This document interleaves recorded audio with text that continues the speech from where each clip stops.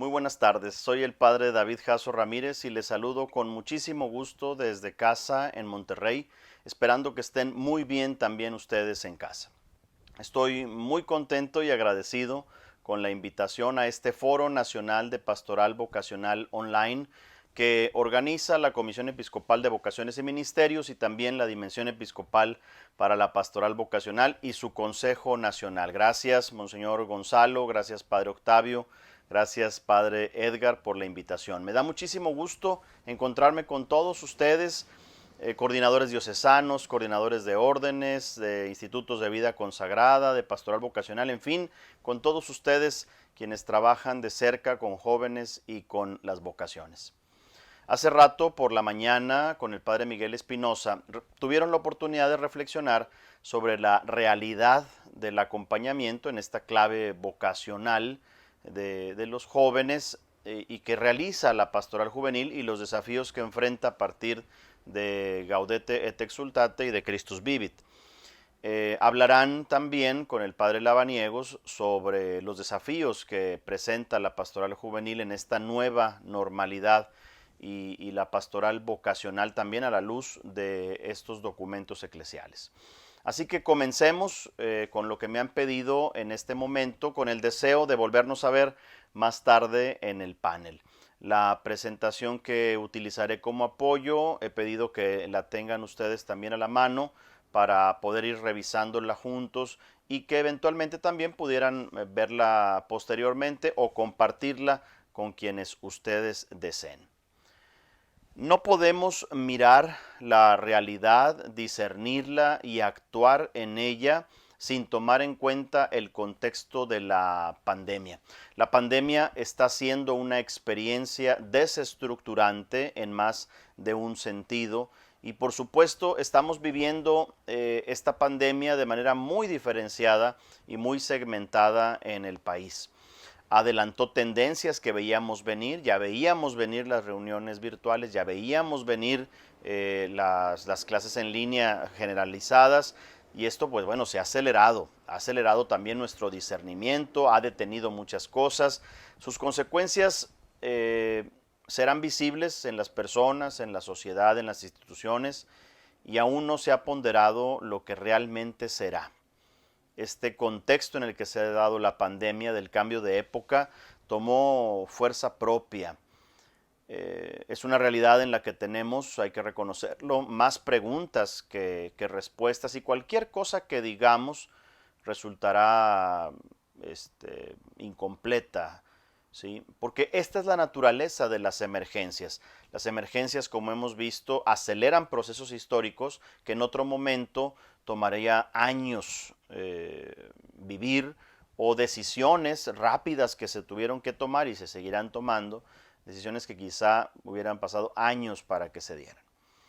Con la pandemia hemos mostrado también nuestras fortalezas, pero a la vez nuestras debilidades y corremos el riesgo como consagrados, consagradas, de dejarnos arrastrar o de quejarnos continuamente de esta situación, de compararnos con los demás, de endurecer el corazón, de cerrarlo al Señor, de ser individualistas, de incluso caminar sin rumbo, de quedarnos instalados y sin metas.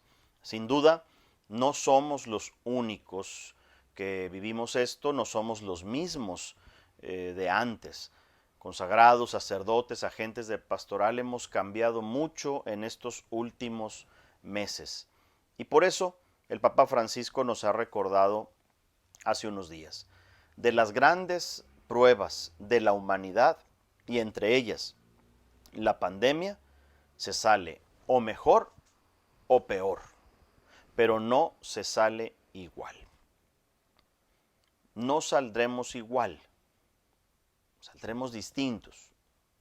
Por eso el impacto que está teniendo esta pandemia, pues ha sido global, está siendo global, también impacta a nivel personal y a nivel de las instituciones. A nivel personal, ha impactado en nuestros pensamientos, ideas, en nuestros sentimientos, emociones y en nuestras decisiones. Pero a nivel institucional ha impactado, está impactando en la coordinación de las instituciones, es decir, en la forma en la que interactúan, en la conducción o la manera en la que están orientadas y por supuesto en su sensibilidad social, en su contacto con la realidad. Ante este impacto que sufrimos las personas y las instituciones, estamos llamados a gestionar la pandemia, es decir, a manejarla de una manera estratégica, inteligente. ¿De dónde tomamos esta idea de gestionar la pandemia que vivimos? Pues la tomamos de Benedicto XVI, cuando en el 2009 nos presentó Caritas in Veritate. Ese documento surgía luego de la crisis del 2008 que vivimos.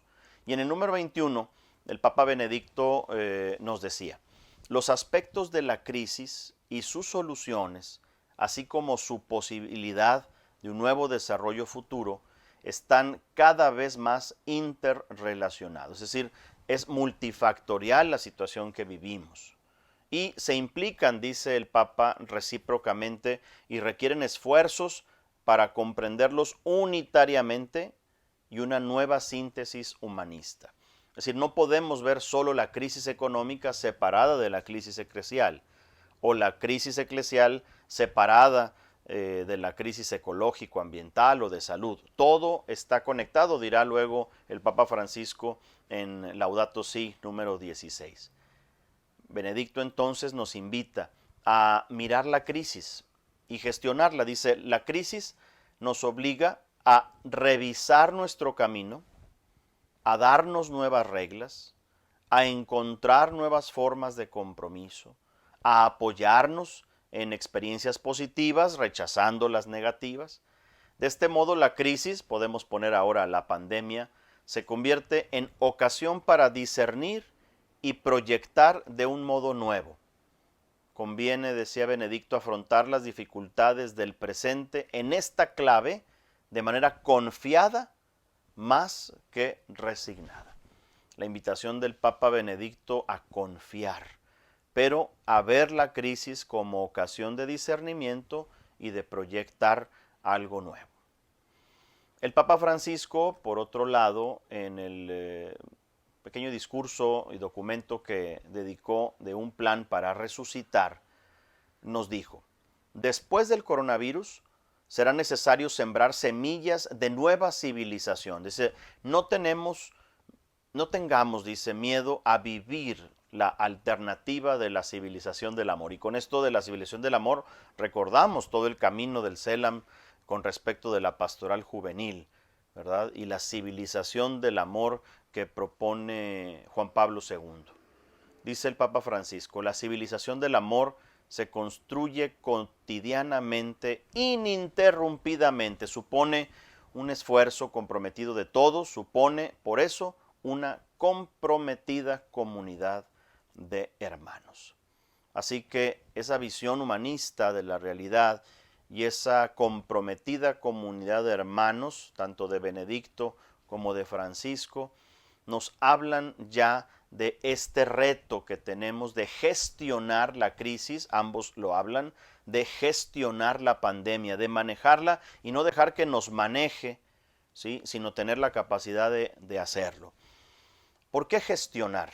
Porque una gestión en medio de una crisis va en contra de la indigestión, es decir, la dificultad que estamos teniendo de procesarlo todo. Nos indigestamos de tanta información, de tanta reflexión. Gestión contra la sugestión ante tantos modos de pensar, de influir que estamos escuchando y que tenemos. Y por supuesto, gestión en contra de la congestión, de la acumulación que nos llega incluso a saturar y a caer en el burnout, en el explotar, en ese no aguantar ante tantas dificultades que trae la pandemia. Así que gestión para no caer en la indigestión, en la sugestión y en la congestión que nos afectan mucho como consagradas, como consagrados, como agentes de pastoral, como sacerdotes, como gente en general, personas en general. Ambos hablan no solo de renovarnos ante una crisis o ante la pandemia, sino de regenerar.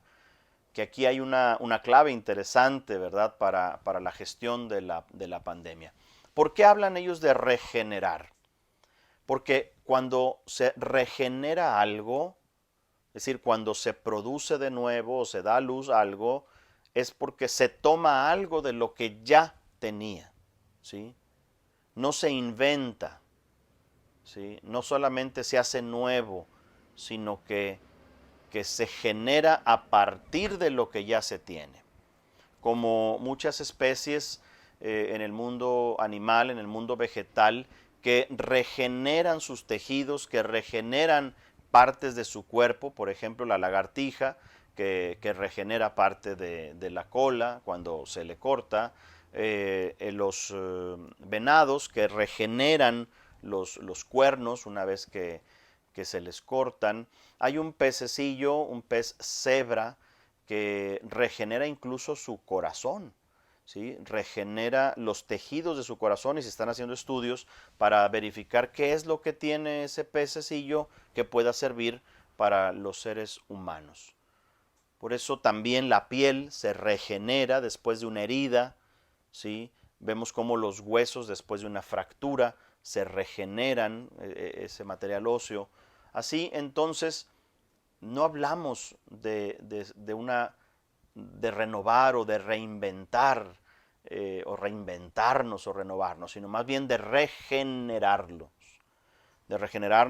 mirando al pasado y descubriendo lo bueno que tenemos para a partir de ahí seguir adelante. Por eso cuando escucho el término nueva normalidad, no me gusta mucho porque creo que está perdiendo esta capacidad que tenemos de regenerarlos. Por eso, de la normalidad que vivíamos a la nueva normalidad que estamos viviendo como proceso, tenemos que llegar a una normalidad regenerada, que sería lo que buscamos vivir a la luz del Papa Francisco y del Papa Benedicto ante el manejo o la gestión de una crisis.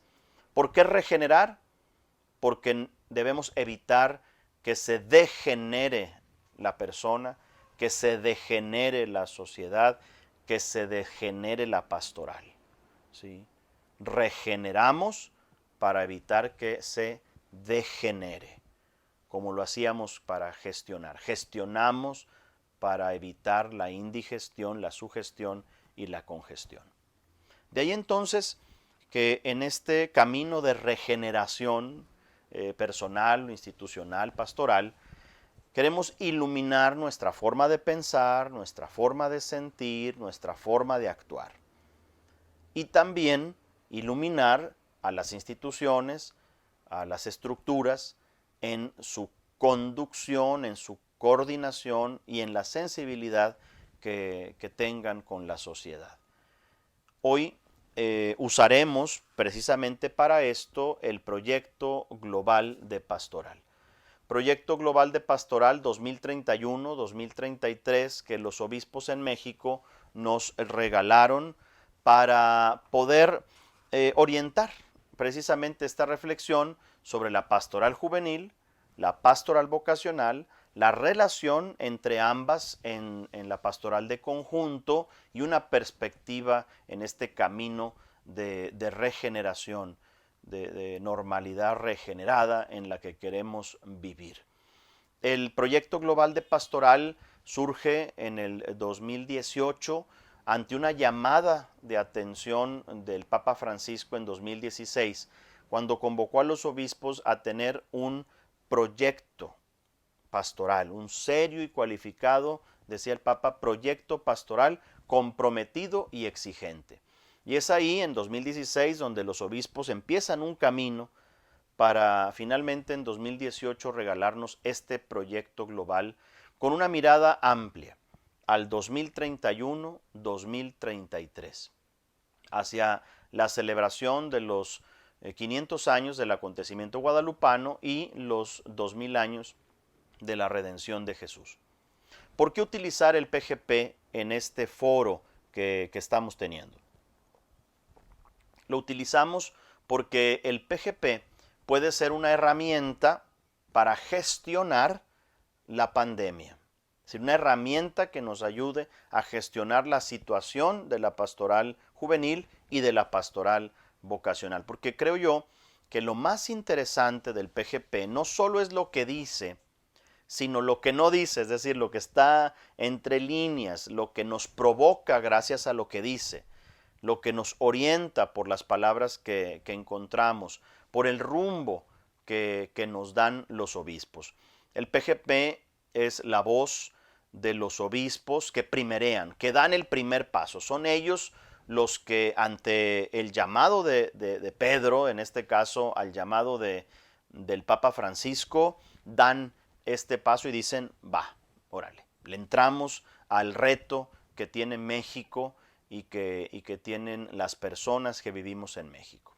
Entonces, es la voz que representa la colegialidad y la unidad de las iglesias que ellos viven como obispos.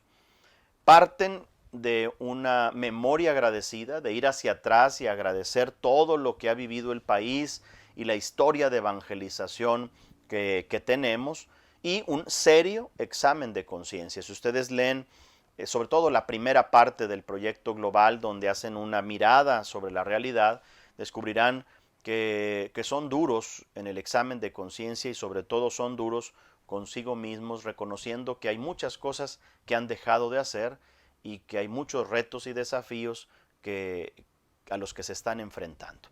El proyecto global, por eso, después de esta memoria, de este examen, es el sueño de iglesia y país que queremos ser y tener. Con el PGP se nos plantea ese sueño en el contexto de la vivencia de una década decisiva, 2020 a 2030, para estar en el 31-33 haciendo esta celebración. Una década decisiva, como se le ha llamado en muchos zonas y en muchos diálogos, en muchos rumbos, porque incluso la ONU tiene la Agenda 2030 de los Objetivos del Desarrollo Sostenible. Y se habla incluso también de cómo en estos 10 años nos estamos jugando demasiadas cosas. Será la década decisiva para la pastoral juvenil, será la década decisiva para las vocaciones, será la década decisiva para el sacerdocio, para la vida consagrada, para el medio ambiente, para la defensa de la vida o la familia. Nos estamos jugando mucho en esta década y por eso el PGP viene a orientarnos en ese camino hacia el 2031-33. El contexto que plantea el PGP es el cambio de época, que ya el documento de Aparecida venía tratando, que incluso desde Gaudium et Spes se avisora, y que es un cambio de civilización, un cambio civilizatorio, en donde todo está dando un giro y que la pandemia ha venido a acelerar, como ya lo decíamos al principio. Un cambio de época en el que los obispos miran lo global, miran la realidad de México y miran la realidad de nosotros como iglesia, empezando por ellos mismos y así con todos los agentes de pastoral y las estructuras. Describen en esta mirada un problema, la crisis antropológico-cultural. El ser humano está en crisis, hay un descarte, hay una negación de la primacía de la dignidad humana y entonces el enfoque del proyecto global es sanar las relaciones básicas de la persona.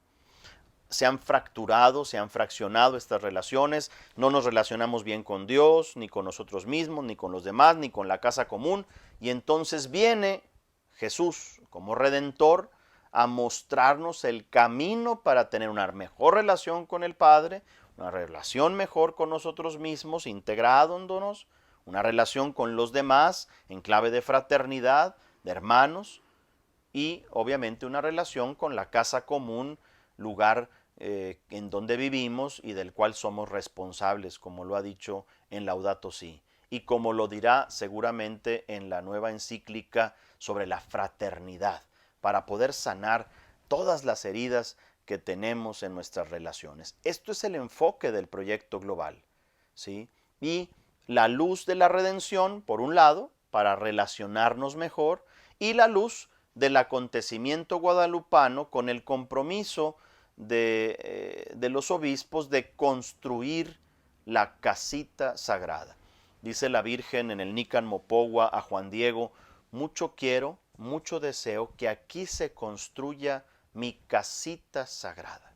Es la traducción más contemporánea del náhuatl, que hace referencia a ese lugar de encuentro, de cercanía, a ese lugar familiar que debe ser el país, a ese lugar familiar en el que debemos vivir, donde todos tienen un espacio, donde todos podemos compartir la vida. Esa es la casita sagrada que Juan Diego va y le pide al obispo, y el obispo tarda en convencerse de que es el deseo de María de Guadalupe. De ahí que hoy los Juan Diegos vamos con los obispos a decirles: necesitamos la casita sagrada de Guadalupe. Y entonces los obispos presentan el PGP con ese deseo de conversión personal, comunitaria, pastoral, por supuesto episcopal. Nos presentan 6 opciones pastorales, 6 rasgos que van delineando el rostro de iglesia y de país que queremos ser y tener. Y nos desafían a generar esperanza, concretando nuestra respuesta en 35 compromisos pastorales.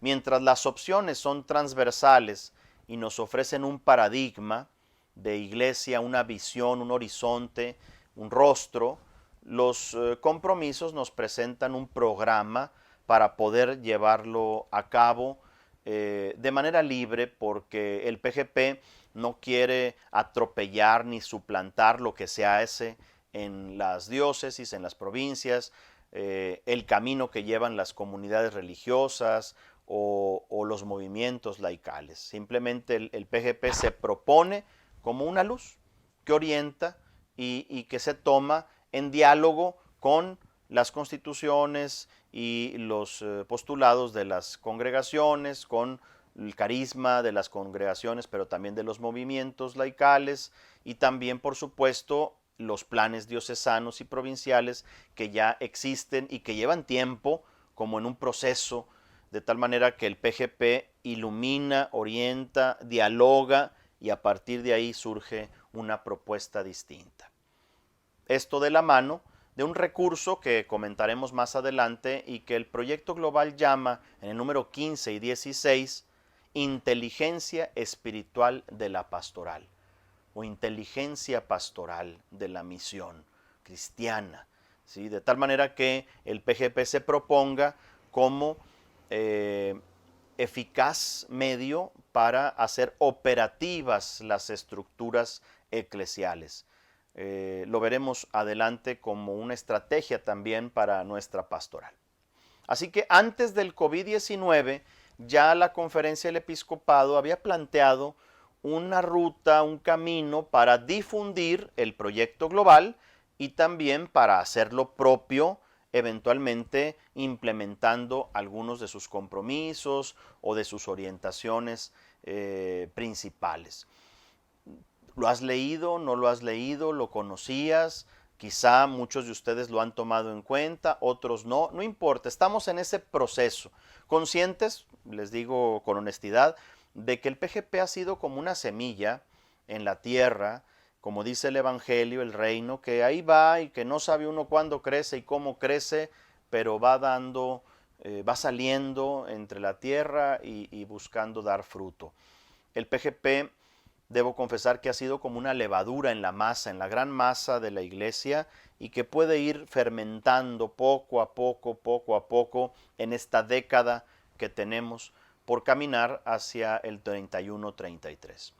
Durante el COVID, gracias a Dios que tenemos el proyecto global, porque hay iglesias, hay países que me ha tocado escuchar que quisieran tener un proyecto que les oriente en medio de una pandemia que ha sido, como decíamos, desestructurante. Nosotros, gracias a Dios, tenemos el PGP. Es una diosidencia, como decía mi tía católica, ¿no? Una providencial coincidencia el que lo tengamos en este tiempo en el que las cosas se mueven podemos ir al PGP a encontrar una luz. Incluso es una voz profética de los obispos en México. Se adelanta proféticamente a muchas cosas que estamos viviendo. Por ejemplo, en torno a la salud, en el número 63, dice, respecto a la seguridad social, dice el PGP, nos preocupa el abandono a muchas personas mayores que se encuentran desprotegidas y que el sistema colapse ante el aumento de ciertos padecimientos emergentes. Ese ha sido uno de los riesgos en el país ante la pandemia, el colapso del sistema de salud ante esta condición que se cataloga como emergencia sanitaria. Fíjense cómo entonces podremos encontrar ya voz profética de los obispos y por supuesto que es una fortaleza de la Iglesia en México. Contar con el proyecto global nos impulsa a soñar, a vivir lo nuevo, a crecer, a construir lo que tenemos que construir en medio de esta pausa, de los efectos que vivimos por la pandemia, de las oportunidades, de los retos, en fin. Por eso, lo hayas leído o no lo hayas leído, es vital que te acerques al proyecto global de pastoral, como nos estamos acercando en este foro para descubrir una luz, un camino, una orientación. Por eso, si ya lo leíste, conviene que hagas una relectura de algunas partes del proyecto global para que te reconectes con lo que ya leíste inicialmente. Y si no lo has leído, pues léelo con los ojos del COVID-19 para descubrir también esa voz profética. Juntos podremos ir descubriendo que las ideas que eran imposibles, como construir la casita sagrada, como ser uno, se está haciendo inevitable. En medio de esta pandemia es inevitable, ¿sí? que busquemos el bien común, tenemos que buscarlo, ¿sí? Y otra serie de propuestas que hace el proyecto global que a la simple lectura podrían parecer imposibles. Jamás estaremos así en México. Pero hoy es inevitable. Tenemos que encontrar la manera de ser mejores y de buscar crecer y desarrollarnos.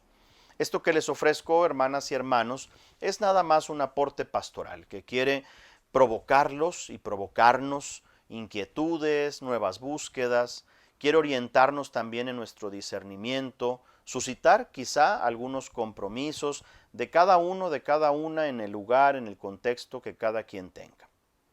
Por eso daremos un recorrido breve pero significativo, primero a lo que los obispos dicen sobre los jóvenes. Si me permiten, haré un breve recorrido de algunas frases que los obispos comentan, no solo en la primera parte que habla sobre la realidad, sino también en la segunda que habla sobre la redención y el acontecimiento guadalupano, y sobre todo en la tercera, donde nos lanzan a la acción a través de las opciones y compromisos pastorales. Dicen los obispos, nos reconocemos como una iglesia que presenta dificultades para responder. Adolescentes y jóvenes se han visto excluidos de nuestras comunidades cristianas por diversos motivos. Tú puedes estar de acuerdo con los obispos o en contra o en desacuerdo con los obispos. Dicen ellos, sabemos que muchos de los jóvenes se han alejado de la vida de la iglesia, no solo de las prácticas religiosas, sino también de los valores cristianos para la toma de sus decisiones. Dice, no hemos sido capaces de presentarles esa figura fascinante y vigorosa de Jesús que ha atraído a tantos jóvenes a lo largo de los siglos. Los obispos son duros con ellos mismos. Dicen, no se nos nota la redención. Lo dicen tal cual, textualmente, no se nos nota la redención. Cuando ellos van haciendo ese recorrido sobre su realidad episcopal, sobre su ministerio. Incluso reconocen que los efectos de esta nueva época también nos han tocado a ellos, a los sacerdotes, a las religiosas, a los religiosos. La realidad interpela, dicen los obispos, en el número 92, por ejemplo, del proyecto global de pastoral, dice, pareciera que nosotros los obispos y con nosotros muchos cristianos, somos los primeros que no acabamos de creer nuestra confesión de fe. Dice textual, no se nos nota la redención, no vivimos de acuerdo a nuestra condición de redimidos. Por eso reconocen que ante los jóvenes no han podido presentar y no hemos sido capaces como iglesia de presentar esa figura que nos fascina, que nos atrae y que nos hizo decir sí a ser sacerdotes, a ser religiosas, religiosos, a dar la vida como agentes de pastoral. Dicen los obispos, vemos que los adolescentes y los jóvenes de hoy exigen verdaderos testigos de la redención. Y en ellos, adolescentes y jóvenes, pues descubrimos la vitalidad, la alegría, el espíritu festivo, sueños, esperanzas, ilusiones, buenos deseos, en fin. Los obispos dicen, encontramos el motivo y la fuerza para trabajar con y por ellos. Es el número 187 que describe esto. Trabajar por una sociedad llena de esperanza, alegría y una vida que los lleve a la realización plena. Así como el Papa en Christus Vivit y en el Sínodo de los Obispos sobre los jóvenes decía, necesitamos la fortaleza de los jóvenes, la iglesia necesita el vigor de los jóvenes. Pues sí, por eso dicen los obispos, queremos expresar nuestro compromiso de cercanía, de confianza, de diálogo, para reconocerlos como protagonistas de una transformación social. Número 188. Muy en consonancia con lo que luego dice el Papa Francisco. Los jóvenes son el ahora de Dios, no el futuro, ¿sí? Sino el ahora, con compromisos serios por transformar la sociedad ya desde hoy. Dice, sabemos también que muchos jóvenes en México, como los que conocemos nosotros, tú y yo, expresan el respeto por los valores del Evangelio y un gran deseo de conocer más profundamente a Jesús, que aprecian el acompañamiento cercano, que participan con alegría y entusiasmo y que piden ya ser tomados en cuenta en las responsabilidades dentro de la iglesia, no nada más para cargar sillas, para llevar mesas, para limpiar después de la kermés, sino también para tener un momento de protagonismo, coordinando, dirigiendo, y donde nosotros los adultos podemos escuchar a los jóvenes, a los adolescentes, en lo que tienen que decir con respecto de la situación de la iglesia, de México y, por qué no decirlo, del mundo, ¿sí? No por nada dijo el Papa Francisco a los jóvenes, ustedes son la riqueza de México, y esa riqueza, hermanas y hermanos, creo yo que es necesaria para el progreso del país y de la iglesia, ¿sí? Así que ese recorrido hemos hecho rápido para descubrir que los obispos valoran a los jóvenes adolescentes y quieren comprometerse con ellos y caminar junto con ellos. Si ellos primerean, pues nosotros tendríamos que seguirlos, ¿sí? Y seguir sus pasos y comprometernos también en esta línea. Pero ¿cómo? ¿Cómo hacerlo?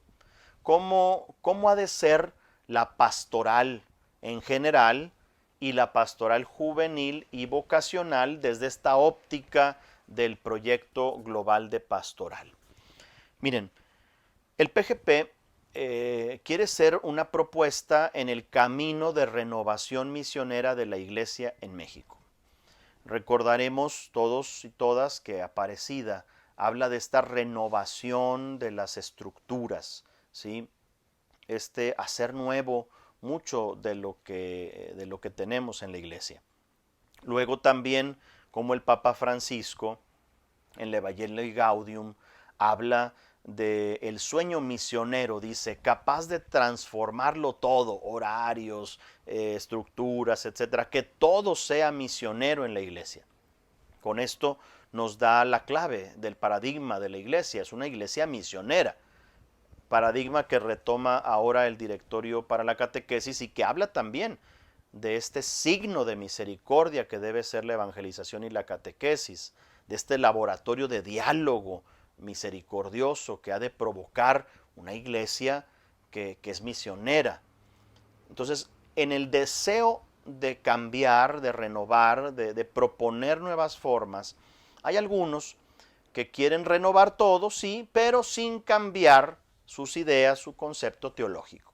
Siguen muchos y seguimos muchos con ideas que no son las que hoy se necesitan, ¿sí? Y entonces también tenemos que cambiar esto. Y para esto nos ayuda confrontar el proyecto global de pastoral con otro tipo también de pensamiento, como el que tiene el padre Merlos, Francisco Merlos, en su libro La Pastoral de la Iglesia en el Cambio de Época. Muy recomendable. El padre Merlos dice, está bien que queramos renovar, pero hay que cambiar las ideas teológicas. Y platicando con él en una ocasión me daba como un camino.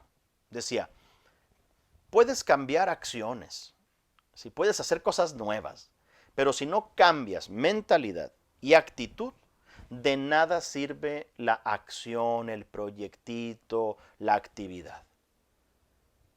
A eso nuevo eso nuevo tiene que derivar de un cambio de mentalidad y de un cambio de actitud. Solo con cambio de mentalidad y actitud vendrá la toma de decisiones. Y entonces el compromiso, y con el compromiso las acciones se darán solas, ¿sí? Derivadas de ese cambio interior, de ese cambio de mentalidad para poder proponer cosas distintas, caminos distintos. Es como cuando nos ponemos a dieta y entonces cambiamos nuestra alimentación, lechuga, verdura, más agua, pescado, no carne roja, y a la vuelta del tiempo sí, bajamos de peso, pero como no cambiamos nuestra mentalidad y nuestra actitud, es decir, sigo teniendo mentalidad de gordo y de obeso, pues obviamente mientras no cambie mi corazón y mi interior, no podré tomar una decisión por una alimentación balanceada y mucho menos comprometerme. De ahí entonces la importancia de ese cambio interior. Por eso les decía que el proyecto global de pastoral, para desarrollar precisamente esta labor, esta acción pastoral, nos invita a tener la inteligencia, ¿sí? Inteligencia, dice, cristiana del ministerio pastoral o inteligencia espiritual de la misión. Dice, el proyecto global de pastoral en el número 15 dice, quiere colocarse entre los extremos de lo meramente teórico y lo práctico. Y quiere hacer más evidente la relación que existe entre el quehacer apostólico, que ya existe, y la inspiración doctrinal. Es decir, unir doctrina con pastoral, unir teología con acción pastoral. Por eso la inteligencia espiritual de la pastoral, que luego también amplía en el número 16, se propone como una forma eficaz de hacer más operativo nuestro trabajo, de hacer más operativa la estructura eclesial, ¿sí? Desde una verdadera conversión del corazón y una coordinación más inteligente. Estamos en este tiempo retadas a poder ser más inteligentes en nuestra acción pastoral. Y esta inteligencia, dice el padre Merlos en su libro, refiriendo el documento de Puebla en el número 995, dice, todo el que trabaja en la pastoral transmite la imagen que él tiene de la iglesia. Pregúntate, ¿qué imagen de iglesia para los próximos años? ¿Cómo vives e interpretas la iglesia que anuncias? ¿Sí? ¿Qué concepto, qué eclesiología tienes para llamar, para convocar, para acompañar, para caminar con los jóvenes, para proponerles un proyecto de vida? Dice el padre Merlos, hay ideas demasiado clericales, institucionales, centralistas. Hay otras espirituales, tradicionales, muy desencarnadas unas y otras volcadas a lo temporal, a lo humano, a lo social. En fin, hay tanto. Entonces, tomando en cuenta esta inteligencia espiritual de la pastoral que el PGP nos propone, no podemos separar la práctica pastoral de la reflexión teológica y de la espiritualidad. Es uno mismo. Teología, espiritualidad y pastoral. Y entonces el padre Merlos, inspirado en esto, dice, hay que pastoralizar la teología o teologizar la pastoral, ¿sí? Con una profunda experiencia de Dios, una profunda espiritualidad. Que las ideas y los conceptos aprendidos impacten en la pastoral y que la pastoral esté nutrida de todo este bagaje teológico, eclesiológico. El PGP, los obispos nos proponen con el PGP 6 opciones pastorales, 6 notas características de la iglesia que queremos ser y tener. Esta teología que propone el proyecto global desde las opciones con el acontecimiento guadalupano y el acontecimiento redentor, por supuesto que nos va a nutrir nuestra pastoral. ¿Cómo ha de ser la pastoral juvenil? ¿Cómo ha de ser la pastoral vocacional? Pues como esta iglesia, como una iglesia que anuncia y construye la dignidad, una iglesia que se compromete con la paz y las causas sociales, una iglesia que es pueblo, que camina, una iglesia misionera, evangelizadora, compasiva y testigo de la redención, una iglesia que comparte con los adolescentes y jóvenes la tarea de hacer un país lleno de esperanza, alegría y vida plena. Que la pastoral juvenil y la pastoral vocacional, orientadas por el PGP, busquen la paz y las causas sociales. Que las causas sociales llamen a los jóvenes a comprometerse, a entregar la vida.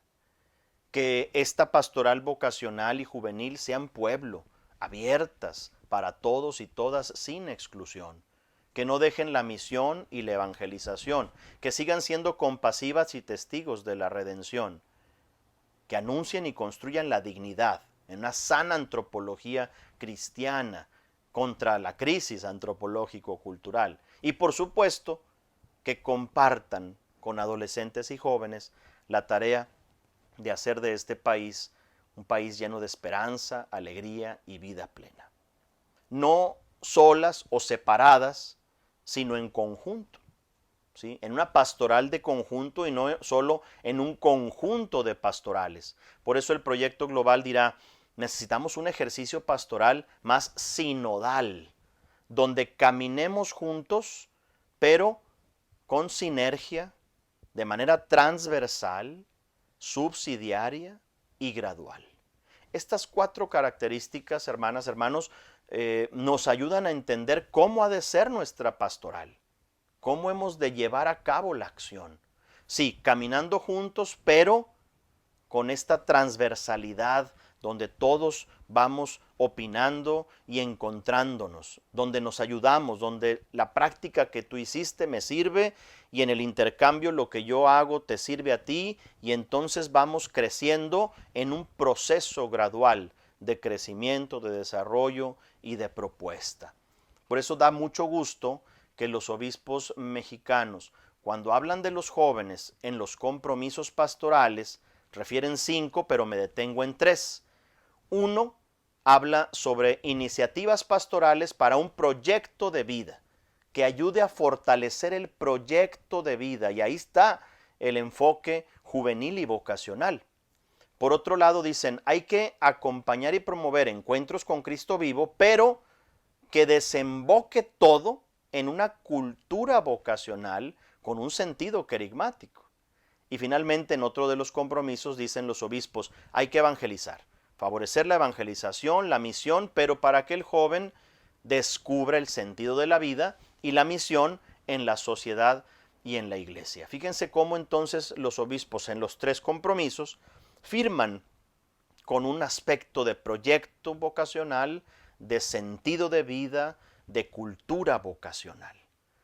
Ellos reconocen en el número 74, y con esto voy terminando, que merece especial atención este trabajo vocacional que ustedes realizan, la promoción de distintas vocaciones, formas de vida, y dice, vemos con mucha esperanza los esfuerzos que ya se realizan, pero necesitamos, dicen, es necesario seguir impulsando un cambio profundo y un verdadero salto de calidad en esta área. Aquí la inteligencia pastoral, la inteligencia espiritual de la pastoral, ese salto de calidad se hace con inteligencia espiritual de la pastoral, para que este trabajo se oriente y que todos nos sintamos responsables, donde todos en la iglesia lo tengamos como una tarea fundamental. Por eso debe notarse nuestra redención, debe notarse la alegría de anunciar el evangelio. Esta vocación, dicen los obispos, madura gracias al testimonio de los sacerdotes, seminaristas, consagrados, gracias a las familias cristianas, a los jóvenes de distintas parroquias que viven su querigma vocacional, tan conocido por nosotros, y su proceso de acompañamiento, colaborando estrechamente con la pastoral familiar, la pastoral juvenil y la pastoral de adolescentes. Número 74 del PGP nos da este camino de pastoral de conjunto. Si no, entonces sufriremos. Es decir, si no somos un conjunto, ¿sí? Si no trabajamos juntos, si no somos sinodales, si no caminamos juntos, entonces los jóvenes sufrirán. Como decía San Vicente de Paúl sobre los pobres. Los pobres sufren, dice, más a causa de la desorganización que de la falta de recursos. Ojalá que entre nosotros no sea así, que no sufran los jóvenes a causa de nuestra desorganización, sino más bien que gracias a que estamos siempre juntos, nunca solos, sino siempre juntos, con esta sinodalidad misionera, podamos ofrecer un mejor servicio en la pastoral vocacional, en el descubrimiento también de la vocación. El PGP, hermanos, hermanas, es un sueño. ¿Sí? Dios tiene grandes sueños, dicen los obispos, no dejemos de soñar y trabajar para que estos sueños se hagan realidad. Les invito a que no dejemos de soñar que nuestros grupos juveniles, vocacionales, que nuestras parroquias, en nuestro ministerio, sean casita sagrada.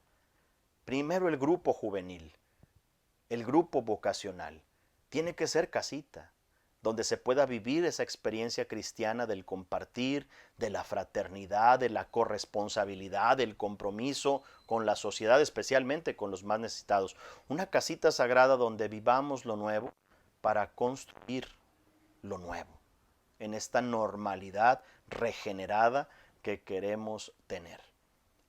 Para finalizar, les propongo, como me lo sugirieron los coordinadores de este foro, 3 preguntas para que puedan trabajarlas en lo personal y grupal y vernos más tardecito en el panel con el padre Miguel Espinosa y platicar un poco de esto que hemos comentado. Primera pregunta, ¿qué te hizo pensar, sentir o a qué te sentiste llamada o llamado con la reflexión que hemos iluminado por el PGP entre la pastoral juvenil y la pastoral vocacional? Segunda, ¿qué rasgos debe tener una pastoral vocacional que quiere ser casita sagrada para los jóvenes, como decíamos ahora, inspirados en el número 154 del PGP, si lo pueden consultar? Y tercero, ¿cómo caminar juntos, es decir, sinodalmente, con estas características que decíamos, al llamar a los jóvenes a una vocación específica? ¿Cómo ser sinodales? ¿Cómo caminar juntos? Y también podrían decir en esa misma pregunta, ¿qué estamos haciendo o qué podemos hacer como consagrados, las congregaciones, las comunidades, los agentes de pastoral, los obispos, los sacerdotes, los laicos, para llamar juntos? ¿Cómo podemos hacerlo? Ojalá que cada uno, cada una, tome su lugar en la cancha de la vida que Dios nos ha regalado. Que cada uno ponga su parte en la cancha de la vida, que sudemos la camiseta en serio y que juguemos en el equipo de Jesús Redentor, que nos invita a dar lo mejor de nosotros mismos. Y bueno, pues muchas gracias por su atención y nos vemos al rato en el panel donde compartiremos algunas de estas inquietudes y otras que ustedes deseen comentar. Que Dios les bendiga y que la Virgen de Guadalupe les acompañe siempre.